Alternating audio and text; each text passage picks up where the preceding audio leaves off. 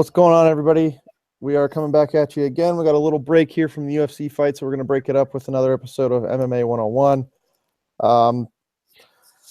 My host, as always, Josh Stillman, and myself, we're going to break down recent happenings in MMA. This week, we're breaking down McGregor-Mayweather, upcoming Bellator action, and fighters that are, crossing the aisle to Bellator, and how that may affect the long-term life and health of the UFC.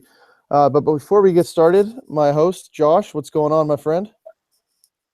Not much, man. This drought is kind of killing me. Like, not having fights to look forward to on Saturday, but it's kind of nice that we don't have, that like the doing our regular podcast can be kind of a slog sometimes, like having to truck through research like week after week, tape study week after week. That part of it's kind of nice, but are you jonesing yet or what? Yeah, I was just talking to the girlfriend, and she's like, "Is there a fight this weekend?" And I was like, "No, unfortunately." All the work, the research, it takes a lot of time, and it's annoying sometimes, but in the end, it pays off. And when that first fight hits on Saturday, it's all worth it. So I'm looking forward to the next fight card that we get some action on. It'll be up in Buffalo, I believe it is. Yeah. You still think about going to that? No, actually, I'm not. I was going to go with a friend from my hometown in Erie, but something came up, so he couldn't go. So I'm going to sit around all weekend and watch the Masters and then the UFC fight on Saturday. It's going to be unbelievable. Perfect. I can't wait. Anyway. Golf, dude. How are you into golf? I don't get it, man. I mean, you've never golfed before?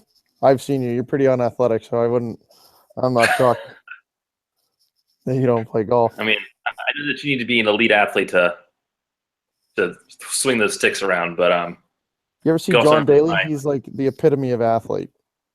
Look him up. Yes, John no Daly. doubt. All right. Anyway, guys, quick rundown. We just run through, some of the news and notes that's going on in MMA. More geared toward the average fan. Josh and I are pretty deep into the MMA scene, so we like to break it down for the more casual fans. Normally we have a friend who comes on the show and talks to us to give their opinion, but this is kind of last minute, so unfortunately we have no one today, so it'll be just Josh and I. Josh, let's jump into the biggest topic in the fight game right now. I feel like we've been talking about this for months now.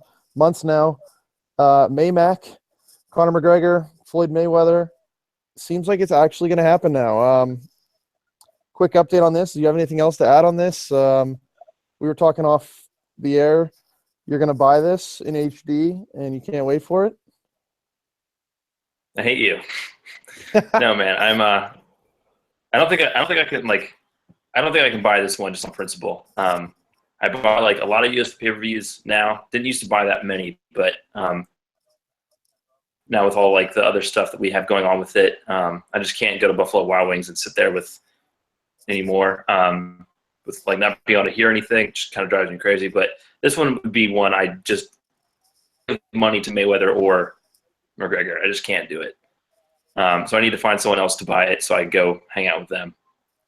Why don't you come up whenever it happens? You come to Pittsburgh and I'll buy it because I'm a shill for the UFC. I buy whatever they sell, and this fight. I mean, how many times do you get to see the top, MMA guy and the top, arguably the two biggest draws in the history of each sport, fight each other? Yeah. I mean, we're the hardcores who are buying all the pay-per-views, like you were saying. We need to find like some casual to go like mooch off of this one. Yeah, that's true. But right? I don't like watching it with casuals because they talk and they're really loud. Kind of like BS we dealt with in college. Yeah. They all storm into the room and they were too loud and couldn't hear anything. We had to kick them out and lock the door. You're not naming names, of course, right? Yeah, and those cheap bastards wouldn't pay for it, so. Oh. Anyway, so the last time we talked about this, the last time we had a show was 2 months ago, and I was talking about how this is never going to happen, and looks like it's not a fight that I want to see by any means. Like, the circus is going to be incredible for sure. All the lead up, the build up, the trash talking is going to be pretty incredible. But the fight, I mean, if you're a casual fan and like you think that you'll hear like, the hot take, Skip Bayless and them saying that McGregor has a chance here. He doesn't have a chance with Floyd Mayweather. Floyd Mayweather's fought like the best boxers, the best, like some heavy hitters. Like McGregor's known for having heavy hands, but one of, if not the most, like defensive boxer in history. And a lot of McGregor's offense, like he looks really good with his hands in the cage, but a lot of his offense is set up by his other weapons, like his kicks, his knees, his spinning stuff. He can't do any of that in a boxing match with Mayweather. So he is going to get worked badly. The fight is going to be boring, likely, because Mayweather's not a dude to like go after guys and swarm them and try to knock them out. He just wants to clown on fools and make them miss and then jab them for 12 rounds and take a decision. This looks like it's going to happen now because WME IMG is so desperate to make UFC owners, having just bought the company for $4 billion, desperately need to make a ton of money as quickly as possible because they have like hundreds of millions of dollars just in interest payments due. And McGregor and Rousey are both sort of out, and they were like kind of the big draws that pumped up the to that $4 billion price tag, and now neither of them are really fighting. So they really desperately need them to make as much as they can. I was saying last time how it didn't look like it was going to, there was no way to make the math work. Like the UFC and McGregor and Mayweather are all used to taking like, especially the UFC and Mayweather are used to taking like well over 50% of the total revenue from a fight, and work that you're going to split the three ways and make everyone happy. It just doesn't seem like it was going to be very likely. But the owners, I think, are so desperate they're going to make it work somehow. They're going to give Mayweather what he wants, and they're going to have to make concessions to McGregor that they're probably not going to want to make, that they might regret down the road, but because they need to make money, and he makes them truckloads of money. So, do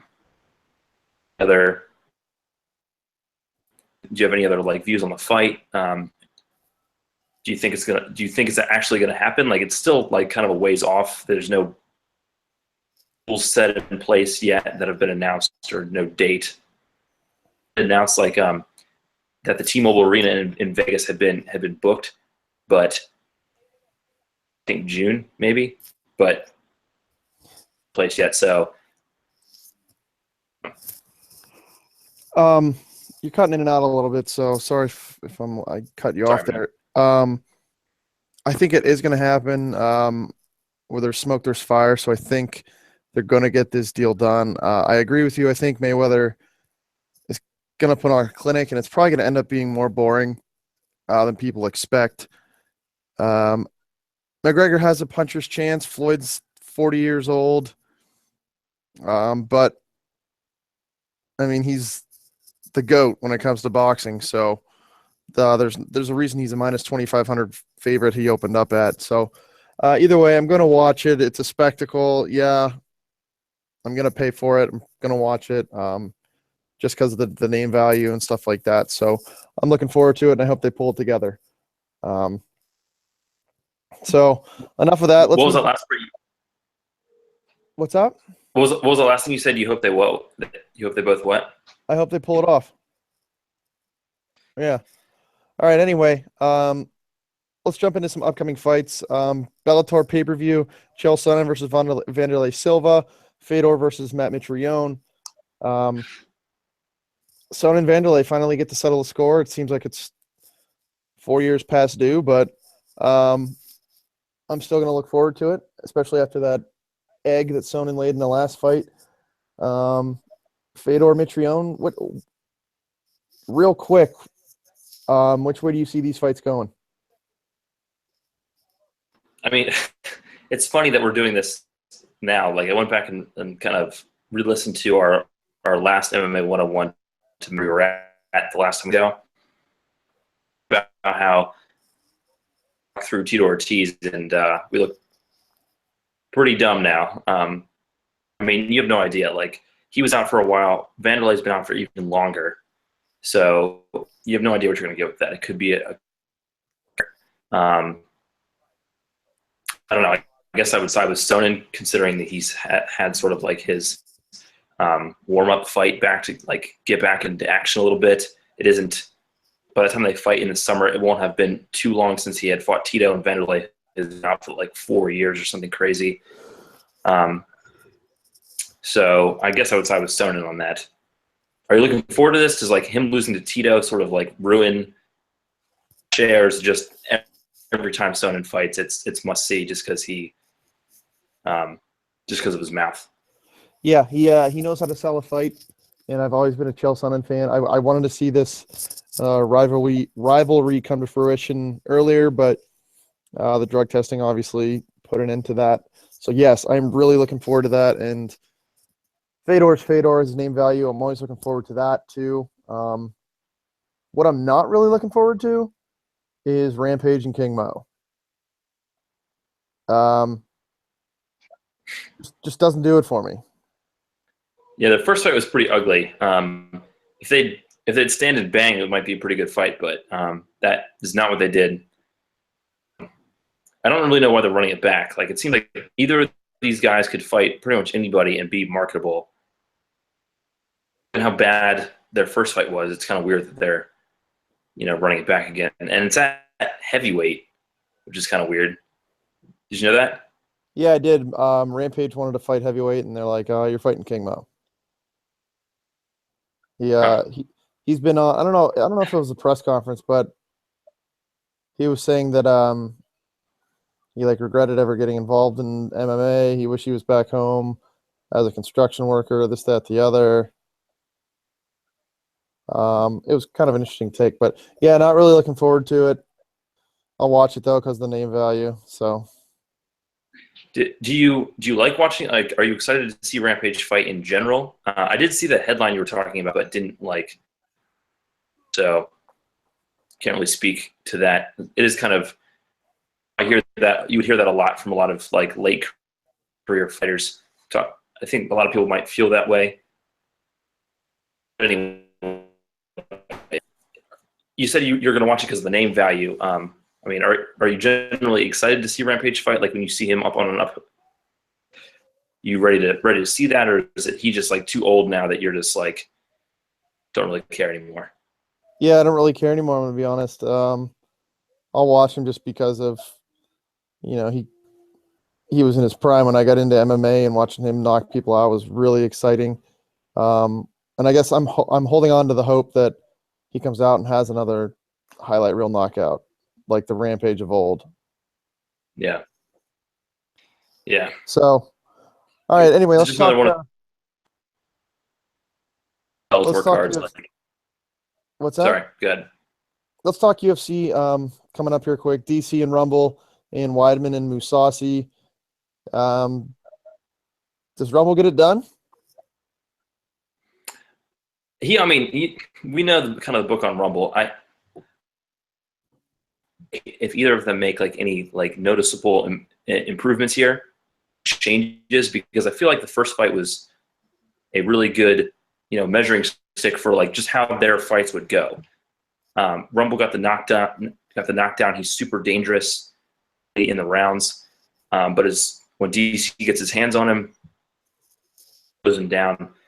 Rumble's probably got 2 rounds in before he starts to get really tired, and then after that, he's kind of a sitting duck. I'm predicting the same exact thing pretty much to happen again. Rumble can sleep anybody, but DC's never been knocked out before. He's got, an iron chin. He hang on the feet enough to like Rumble and take him down. How about you? Do you have a take on this? Do you think Rumble gets the knockout, becomes a new champ? No, I don't think so. I think DC is well-rounded enough and he can eat punches, just like you said. I think it's DC. I think DC retains. It'll be interesting to see how it happens, but I mean, DC is just an all-around better fighter. There's more avenues to victory for him. Yeah. Real quick swerve here, because we're not going to have a time to talk about it next week. Either one of these guys has a chance against Jones if Jones actually is able to come back summer. If Jones comes back, and he returns to form, I think Jones is the new champ. But I mean, if Jones comes back and gets the winner of this as his next fight, I like DC or Rumble, because we saw how John Jones looked against Ovince St. Preux when he came back and had that tune-up fight. Everybody thought he was going to storm him, but it was a lot closer. Yeah, it's kind of hard to know. Like, Jones is super matchup dependent. Like, he makes his game plans so opponent specific that he is really bad, I think, at adjusting. He can make really good in-fight adjustments to an opponent that he has studied like super thoroughly. But yeah, like, he didn't want to fight Chael Sonnen of all people when Dan Henderson had to fall out, and that got UFC 151 canceled, and like had that huge blow up about that. And it's like, why are you not fighting Chael Sonnen? You're supposed to be the best fighter in the world, and this dude is like coming in on a week's notice. Like, how are you not going to fight this man? But he just is so opponent specific. Maybe like the Ovince St. Preux fight was another like late replacement kind of situation. There was a little bit more time there, like a few weeks, maybe a month. I forget exactly how long, but it just didn't look good for that reason, and the combination of the rust. The deal with Jones, he's so hard to trust anymore. And the one thing that really kind of bugs me is that every time anyone ever talks about DC, about him as like a paper champ or like a fake champion, and just because like it's not, he's out here beating everyone and like doing his job. Jones isn't around, so doing his job. I consider him like the real champion. Win his belt back. He's been stripped. He's not been the real champion for like over a year now. Do you have any kind of opinion on that? Do you still kind of in the world, do you kind of consider DC a fake champ or what? No, I don't consider him a fake champ. Am I getting some feedback here? There we go. He lost to Jones, but the guy shows up every single fight. He passes every test. He makes weight. How can you like doubt the guy? Yeah, I think he has to beat Jones to cement his legacy, but he's the champ, and I don't think there's any, in my book, there's no asterisks next to that. I'm with you. All right. We'll touch on two more topics real quick. We're chopping up here, guys. We apologize. Weidman Mousasi, give me a quick pick. Who do you like? Mousasi, but I could be swayed. I haven't done any tape study yet. Yeah, I'm with you there on that one. I like Mousasi. I just saw a picture of Chris Weidman, and the dude looks big. I kind of hope. I mean, about this fight when it was announced, saying how like I really like both these guys. I'm excited to see them fight, but I don't like the matchup because I just don't think it's good for either dude. If Mousasi wins, Weidman's on a 3-fight losing streak, so it like dilute Mousasi's win. If Weidman wins, then he kind of just knocks off like another. I don't know. I'm not super stoked about it for that reason, but anyway. I can't hear much. Talk more Bellator. Yeah, let's talk Bellator real quick here, guys. Bellator's scooping up a bunch of UFC ranked fighters: Lorenz Larkin, Michael McDonald, Rory Benson, Ryan Bader, Phil Davis.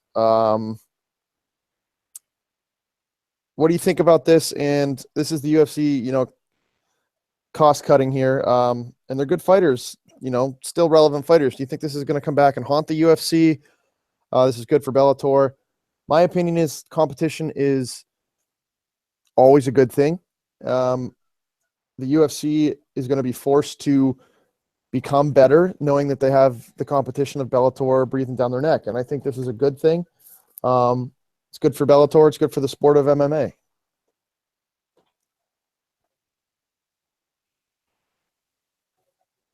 You there? Yeah, I definitely, especially having like another avenue, another like legitimate place where they can get a good paycheck. Like the UFC for so long has been known for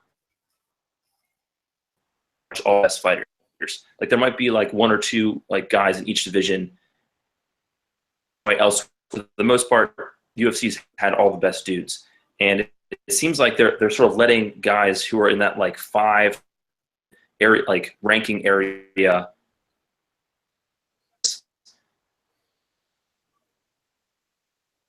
UFC's good and their UFC's ranked, so they're just kind of like letting them as expendable. Like try to like they're not negotiate too hard and get huge drawing stars. But I feel like that's like strategy they keep kind of pursuing. We're seeing like, Bellator's got pretty good welterweights now. They've got some pretty good light heavyweights. Light heavyweight especially is already really thin. The UFC recently has lost like Phil Davis, Ryan Bader, almost lost Misha Serkinov. They lost Nikita Krylov. So they've lost a whole bunch of good dudes in that division. And so I think like for long term, especially, it's just not a good look for them. I don't know. I would kind of like to see Bellator kind of like rise to the, as a legitimate rival status. I think that would be, like you said, I think that would be really good for the sport. I think it's going to be kind of a long ways till they can get there because Bellator is still kind of surviving on these like Sonnen, Vanderlei type of fights, Fedor type of fights. So it'll be a little while before they can build up to rival the UFC. But if UFC keeps cutting all these dudes off and letting them walk, I think it could head there.